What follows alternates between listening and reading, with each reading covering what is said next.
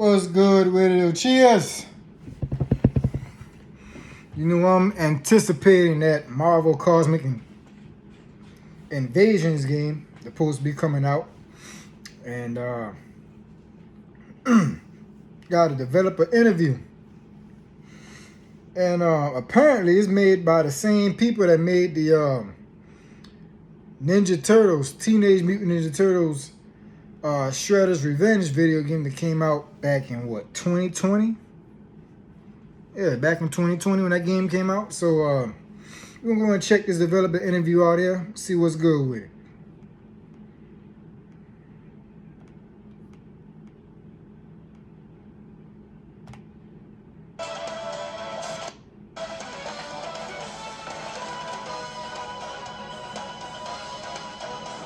I'm Fred Gimas, and I'm a game director on Marvel Cosmic Invasion. First thing I want to ask you is, what was the biggest takeaway your team learned from Shredder's Revenge that you brought into Cosmic Invasion? So I think the team knew that the beat 'em up genre would be, is still alive and strong, and there's a lot of interest in it.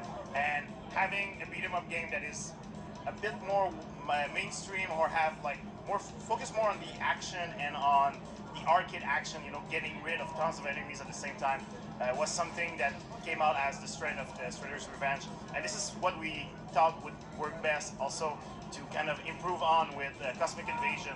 As you know, these guys are superheroes. They need to, they can't get beaten by just a single bug. They have to be sworn and plow through all of these hordes of enemies. So yeah, it was a great.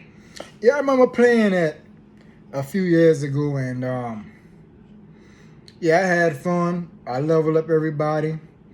My favorite character to play with was Michelangelo. When he leveled up to do his special move, all you hear is "Party, dude! Party, dude!" Learning on keeping the action strong and fast. Yeah, because the beat 'em up genre kind of went away for a while. The last one before you guys did yours that I can recall that was big was Castle Crashers. That was the last big one. They've had other ones, right? They were smaller. And I feel like you guys kind of lit a fire in the industry saying, hey, no, beat 'em up genre can come back and it can still be good. And you guys even had your own modern twist on it, because it wasn't like the 90s arcade games, which arguably those games were designed a certain way, and that way was to eat quarters. That was how they were designed to. But your game was so much fun, and now you guys are on the Cosmic Invasion. When did you guys start this project? Was it right after Shredder's Revenge, or you guys had talked to do this while you were working on Shredder's Revenge? So when we finished Shredder's Revenge, we tried to look at what would be the other universes that we would like to tackle, and on top of all this was obviously the Marvel universe. So we started talking with Marvel, and at one point Dadimu, who was a publisher on Shredder's Revenge, also had the same idea. So again, She-Hulk looks crazy, by the way. Make a pitch and basically keep the ball rolling and start to work on that game and pitch ideas and try to figure out exactly what part of the Marvel universe we wanted to tackle. Venom. Now, I know you guys, you're obviously not going to tell me the other several characters that are in the game. You just announced She-Hulk and Rocket. How do you guys decide who you're picking, just in general? Is it like a tier list? Is it a voting system? Or is it specifically like Disney has to be like yes or no? Obviously, picking the characters in the game was the biggest challenge, because there's so many superheroes to pick from. And I have my favorites. Everybody have favorites.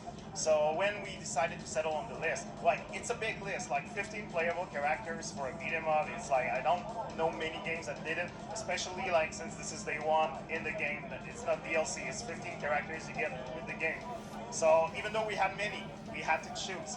And so, of course, we have some fan favorites like Spider-Man, Captain America, but we also wanted to have characters that would match the tone in the universe we're tackling. So Nova, Phyla-Vell are in there, and many new surprises. So yesterday we announced She-Hulk and Rocket Raccoon, two widely different characters. So every characters we try to have in the game, we also think of them in terms of gameplay and how we can bring fresh new ideas to the table. So and keep things fresh. And I think the gameplay first aspect is something that's also very important. But yeah, at the end of the day, we could have probably have a roster of 100 character easily, but we would probably explode. Each character has to go through design, right? You have to, design each character, the movesets, the specials, and that takes time. You can't just skin swap, right? It takes time. And that's something that we didn't want it to do. We wanted to make sure that every characters would be, behave exactly how you would expect them to be. So like if you rip them out of the page of a comic, like they have to be authentic. Like Spider-Man does what you expect Spider-Man to do, and it's the same. You know, that music that's in the background of this here, that music is from Marvel superheroes. That's Spider-Man's theme in the background. Didn't know if you guys knew that or not, so I figured I'd point that out. Same thing for all of our characters. So we really want to make sure that they're all unique. And this is why we have the cosmic swap, that new feature that we brought in, where you have two characters and that you can alternate during the gameplay in real time, and have these crazy combos. Because at the end of the day, we wanted to make sure that when you play Wolverine, you're playing Wolverine. But if you want to have like a flying character like Storm and Hand, like you'll be able to do so by just using the cosmic swap to switch characters. Who did you get to voice these characters in the game? Can you talk about that? We didn't announce anything yet about the sound, and we were kind of maybe subtle on that, so we'll see in the future. But what we can listen to in the trailer is the amazing soundtrack we have from T-Lopes, who's back with us from that we worked before with on TMNT Shredder's Revenge. So, but yeah, there's probably things to announce at a later date at one point. Yeah, because it's funny because you've had multiple renditions of these characters. Fingers crossed. I'm a big time X-Men fan, okay? Yes, I love the Hulk, but I love the X-Men. My father taught me a lot through the X-Men, okay? And we have Wolverine in there, we have Storm in there. I know it's a long stretch, but I hope we have at least Cyclops, Gambit, Nightcrawler, Psylocke. Who else would I take? Heck, I even take Jubilee at this point. You know what I'm saying? Bring back the X-Men. Make the X-Men great again. But I know, they're going to have a whole bunch of different characters. And, with what Marvel and Disney is doing now, I'm not really expecting a whole lot of X-Men characters to be in this here. They gave us Wolverine. They gave us Storm. That's great right there. But, hey, I can dream, right? And so can you. Being voiced in feature films, in other video games, in television. But what I harken back to is could they find the guy who did Venom in Marvel's Capcom 2 or 1? Can they find that dude? Who was that guy? Because he has that very iconic line that 90s kids know that we are Venom. We are Venom. Give up, spoil sport. Give up, spoil sport. They know those lines. They have them. It would be great if you could find those people and put them in your game. I mean, I would say that if we would have to, find people to voice these characters, we'd probably, be fans of things and have, people that could do it correctly. But again, as I said, maybe this is something that we're not ready to talk about today. So I gotta say, it's great seeing you're Venom in this game. You did a mishmash of the Spider-Man Todd McFarlane Venom meets the more alien-esque. It's the perfect mix of both. Because I know that's with Venom especially, he's tricky because some people like the alien symbiote version of him, where he's technically doing lots of, and some people like the Todd McFarlane, where he's just like Spider-Man but in a black suit. It's really impressive you guys you combined that perfectly, I feel, in your game. Yeah, we always try to make sure that, the characters were powerful as ever, boy. We love to say at tribute games that we make games plays to remember, so we want to have characters that kind of behave Nova. whether it's from your memories from the comics or memories from specific games or seeing actions that comes from different I got to say, everybody in the game so far looks good, but man, they have done a great job with Venom, okay? Venom looks amazing in this game. TV shows or cartoons, so we try to always pick the best. For example, the version of She-Hulk that we revealed yesterday is, even though she wears the classic She-Hulk costume, she's more inspired by the latest version in the comics, where she's really almost a wrestler. So we always try to captain everywhere, but also bring them with the unique tribute touch so that the game feels I hope they have at least, if not 6-player co-op, then at least 4-player co-op. like a tribute game as well. Is it difficult in 2D Rocket. brawling to make these characters feel different from just because you're doing a lot of smashing, right? You're doing a lot of combos, but make them feel different in terms of how they hit, how long their combo strings are, and just how they play. Because it can be very difficult in a 2D environment to give that differential. I'm thinking about like X-Men or Team Ninja Turtles Arcade that didn't really have any difference. You just kind of all hit. It's obviously a lot of work. Since when have Sentinels been that small, huh? Because, you know, especially when you have 15 playable characters, you need to figure out like how they behave. And the thing that we try to Nice. stick to the most That was is nice. making sure that these superheroes are expressing themselves at I don't know if you guys saw that, but Venom hit somebody over the She-Hulk, and Hulk then did a combo, and then Venom went and did another combo. So that was nice right there. they would, like in the comics, in the cartoons, in the, you know, all of the stuff from the 90s era of the Marvel Universe. And I also hope, I know it's a stretch, but I also hope they put Deadpool in here. Now, if they put Deadpool in here, oh, man. Boy, multiplayer people going to be fighting to play with Deadpool. Watch what I tell you. at the end of the day, it's all like a lot of brainstorms, a lot of, you know, fine-tuning, making sure that all of them are unique, and then going brainstorming with our animators to make sure that they all look amazing and, you know, fun to play. Marvel has such a deep history, right? Of course, you're always going to have your Spider-Mans, Wolverines, but I walked by and I saw the Beetle, and I'm like, oh my god, I haven't seen him in decades. Like, you guys really went down deep in those deep cuts.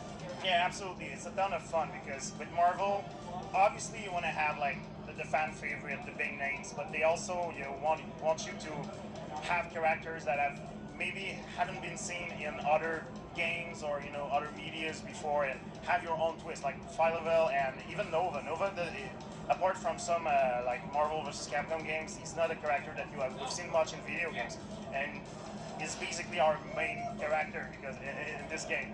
So it's always fun to bring these characters or fresh because that's what's fun about the Marvel universe as well. You know, finding out and discovering new faces that you haven't seen before. How long does it take you to like make a level and like have it flow well and get enemy placement correctly and enemy pattern correctly, and more importantly, have it all be fun? Yeah, so it's a long process for sure. Like for enemies and characters, it's hand-drawn animation. Even if it's pixel, it still needs to be, you know, planned out and thought out in terms of motion and everything. So it's a lot of time for the stages. What we do is we try to usually work in a rough, you know, version of that stage with the rough versions of enemies or enemies that are done and ready, and we iterate on that and we play this and then we figure. Okay, so if I heard him correctly, the direction that they're going into is that you get to pick, you and a buddy get to pick up to at least 2 characters, and mid-combo you get to switch in between them. So if you're playing with Wolverine, then mid-combo you can swap out and play with, let's say, Venom. Okay. I like it to be, you know, the computer would play with you. You know what I'm saying? But hey, that's not bad either. Figure out what are the ingredients that make sense. So for example, in the demo we have the heli carrier. So we wanted to make sure that at one point we'd have, for example, turrets that you can interact with and use to plow through like an incredible amount of enemies. And these things are like what keeps also the stage and the gameplay fresh. So they're very important parts of the gameplay. But overall, afterward, like it's probably almost like a month work of to go through from start to finish on the stage. How long does it take to, from a previs, you have your character approved, Spider-Man's approved, Disney's like you can use him. How long does it take from previs to actually playing him in the game, having him be fully animated? Okay, Like, yeah, they're swapping between that female character and Nova. So okay, how yeah. it works is usually we have like these rough versions of the characters that are built from sketches. So we basically play like with a sketch character that doesn't have like many frames of animation, so we can at least have an idea of are these abilities working and are they fun, and like how the character will end up being. And once we're happy with that, then we go into the animation process. And for a playable character like these, depending on the size, it will probably be between like 2 to 3, 4 weeks sometimes worth of animation, like especially characters like Venom who are big and full of details. And then when they come back, we are able to actually focus on the gameplay and making sure that they feel good, tweaking. But honestly, the tweaking part is probably until the end of the game. So sometimes we play a character and we realize that, oh, it would be fun. Like, for example, with Phylavel, when we throw the sword in the teleport, that you actually go through like the enemies, and so you slice through many, like more than one enemy when you do it. And these are the kind of things that we. Still looking for a new job? Just found out my dad's sister's husband is golfing buddies with the CEO of a great company. So basically, I got it. Like allow ourselves to, do in the game to keep them like we're not done until we're done. It's funny because I don't think people understand in a pixel art game and when you have a 3D model and something's not working right or doesn't work, you just change the joints and change the rigging, right? But if you have a pixel animation and something's not working right, you have to start over. Is that still the case with your tech? So, I mean, if we would to be like change completely character, definitely we'd have to do it. So that's why we, every character that we design, we start with the kind of sketch sequences so that we can actually figure out. The sprites in it though, man, is beautiful. You know what I'm saying? It does remind me, matter of fact, right there, is that doesn't look like Thanos in the background. He looks similar to Thanos, but that's not Thanos. But yeah, man, the graphics and the colors in this game, spot on. It does remind me of Ninja Turtles a little bit, but it is very, very crisp, very, very clean. I can't wait, guys. Is the gameplay good? And then afterwards, it's just a matter of tweaking. But yeah, this is basically traditional animation, so each frame has to be drawn by hand, so you don't want to have to change it. That's good. Everything is being drawn by hand. That is good. Stan Lee, Mr. Kirby, and all that there. Perfect. It goes back to putting love into what you do in the art. Love what you do, which expressing through the art. Beautiful. I'm glad he said that. That's what they're doing. That also shows you how much love they're putting into this project, Small detail. So it's good to make sure that beforehand, that when you're starting to, do the final animations, that everything is good and ready to go. With Unreal Passion. 5 and Unity and all these tools and graphics, like games can look visually amazing in 3D. Do those tools help you in making a 2D brawler that's pixel art? Do those tools help you, or is it the same process it's been for the last 10 years? So it's not the same. Like obviously, the games that we make wouldn't run on old school hardware. Like a Super Nintendo couldn't handle what we're doing for sure. Like even a PlayStation. So the way we don't use the same tools and same engine. We have our own like in-house engine. We don't use the Unreal tools. But at the same time, I think having our own things also makes our games unique, and it's a different vibe. Like you have many Unreal games that they all look great, they all look amazing and realistic, but at one point it's they all end up feeling the same, as opposed to when you look at like a game like Marvel Cosmic Invasion, you kind of see, oh, I think it's from the same guys that did the Shredder's Revenge, because I can see some similarities. But like, I guess what I'm trying to ask is it more difficult making a 2D game over a 3D game? There's a lot of people are wondering if it's easier because it's 2D. Actually, I think it's might be harder just because of the fact that everything we do like in pixel has to be done by hand and such. But no, I've been making 3D games before. Like I worked on huge productions like open world and all of these types of games. And making a game is never easy. And the process, I think, is for making a 2D game like this is probably more manageable to some extent, because we are really focused on making an arcade experience instead of making like a big open world full of things to check marks on a map. But yeah, at the end of the day, it's always a challenge, and it's not easier because it's in 2D.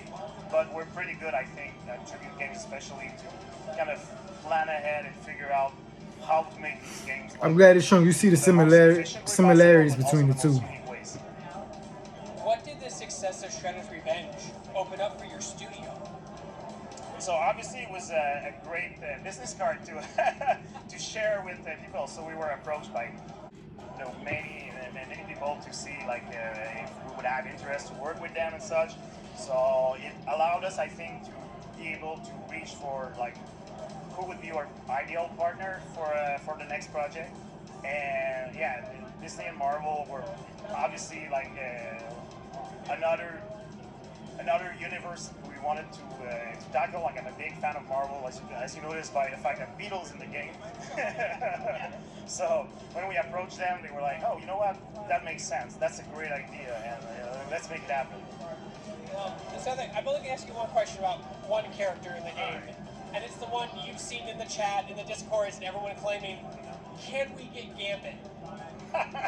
So I think at the end of the day, I'll say it. I don't think I'll be able to have everyone's favorite character in the game because there's so many, but we never know. Like these things, we only announced 9 characters today. There's more to announce, and who knows what's up for the future. Yeah, 6 more. There's 6 more to go, and that's enough, quite frankly, for now. Key thing he said they released 9 and they have like what, maybe 10, 11, 12, 13, 14, 15, 6 more to go. And he said, quite frankly, that's enough for now. So, if your character doesn't get in this game, if the game sell well, guys, then possibly they can do some DLC, some downloadable content. They can add extra characters, maybe some extra stages, maybe more different villains, or maybe a different, even a different whole storyline from the main storyline. Anything is possible.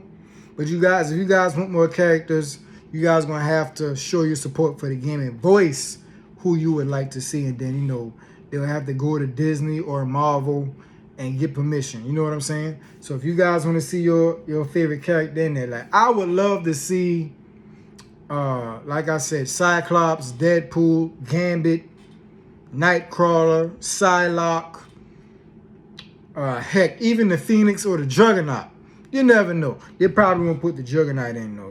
He enemy. He'd be a bad guy or whatever. But yeah, man. What do you think's the biggest misconception about game dev in 2025? Oh, that's a good one. I think a lot of people there's one thing I think that always comes back is it's either a game has to be made by a team of 500 people or made by a team of like one guy in a basement to actually be like worthy sometimes. For a tribute game, we're a small studio. We are like 20 individuals. We're like a very small team in terms of when you compare it to other AAA productions. But the video games don't have to be like those massive 500 people projects that takes 8 years to ship, and you don't need to have like a team of one guy in a basement to actually be something impressive. I think like 20 people can come up with something that is actually worth the time, and it's pretty cool as well. I also feel like your studio. Okay, so it's a small studio, guys. No more than maybe 20 people, like he said. So then you got a lot of people. One person would draw this, and then they'll pass it on to the next, and then they'll add this level of detail, then they'll pass it on. One person is in charge of the ink. One person is in charge of the level of details. They get passed on. So that's why. Okay. It has a great creator. Like you don't need a game to be 40 hours long to be fun. Yeah, I think like the type of games we make, like beat 'em ups, are usually games that you want to play co-op with friends on the couch. And what I like is when my friends come over, you can grab drinks and snacks, and you'll go through a complete game, and then we're done. And if we want to play it later, we can replay it, but we can actually manage to see the whole game together.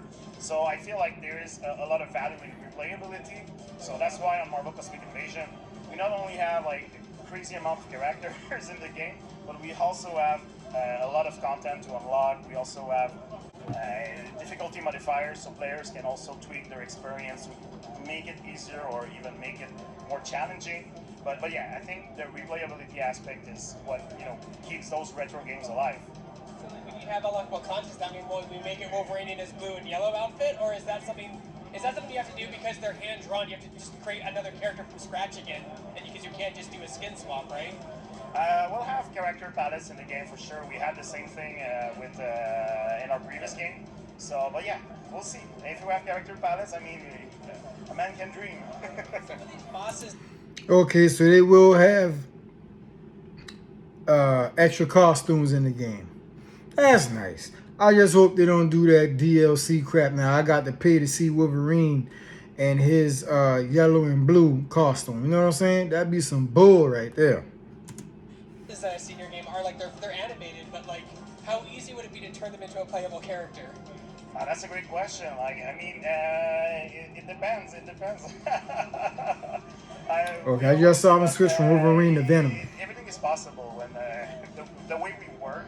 Like, I always love to say that it's better to build tools and building like actual like mechanics that are proper. So if you build the tools, then you can make any mechanics you want with it. So a lot of our game is built that way, that is flexible. So again, who knows? Well, because like you have Taskmaster in the game too. He's not got a lot of representation in the live action films either. I'm not gonna argue and shit on the one they use, but Tony Masters is awesome and he's snarky and he's funny and he's great. I would love to see him in a movie, but it looks like you've nailed his aesthetic here. Yeah, we're a big fan of Taskmaster as well, and we wanted to have like the classic version with this suit. But yeah, maybe like again, like I said. Taskmaster, I don't got a problem with you, man. I loved you in Marvel vs. Capcom 3 and Ultimate Marvel vs. Capcom 3. Taskmaster, if they put you in here, man, you are welcome in my 2 arms. But I still hope they put Deadpool and Cyclops or somebody else. You know, we'll see. We have more stuff to announce, but we could potentially maybe have these characters be playable. In a perfect world, if Disney were to be like, yeah, just we don't care, they'll just stamp anything. If you had one character in the game that they could just stamp for approval, like who would that be and why? Like no limitations. They're like, you can use whoever, we don't care. You don't have to worry about approvals or licensing. You can put whoever. Who would you want in the game?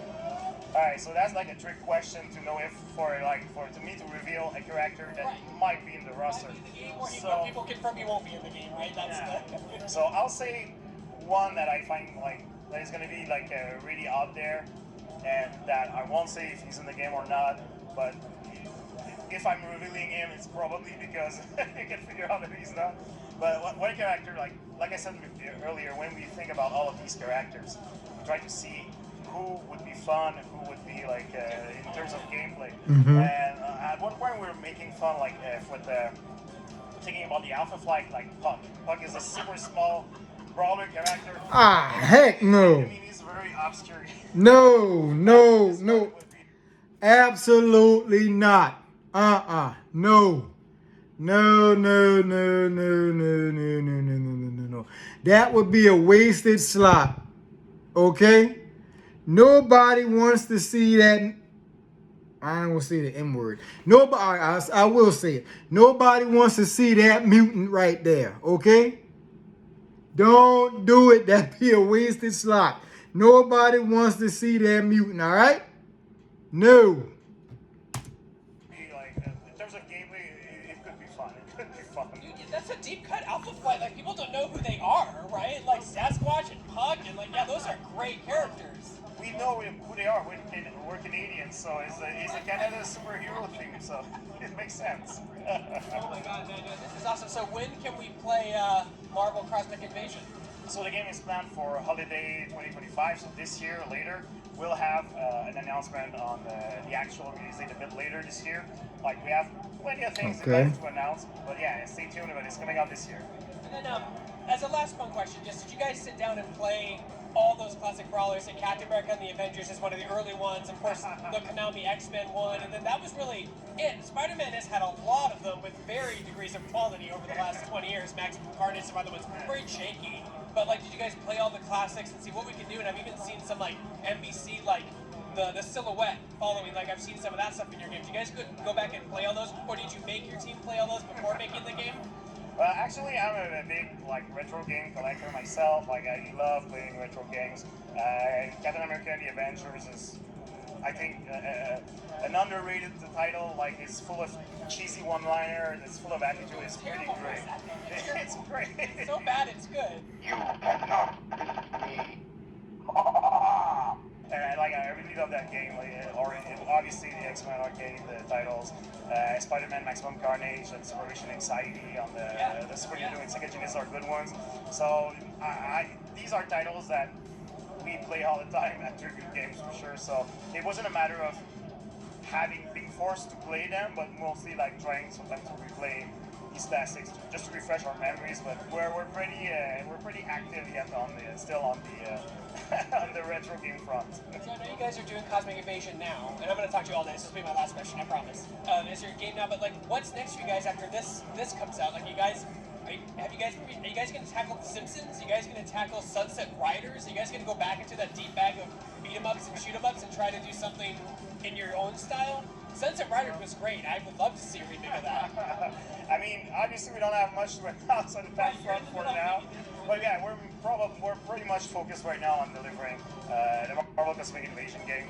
Our team is very dedicated to the title. Stay focused to the task at hand. To announce, and I think for the future as well. But yeah, as of today, I think our focus is on the Marvel side.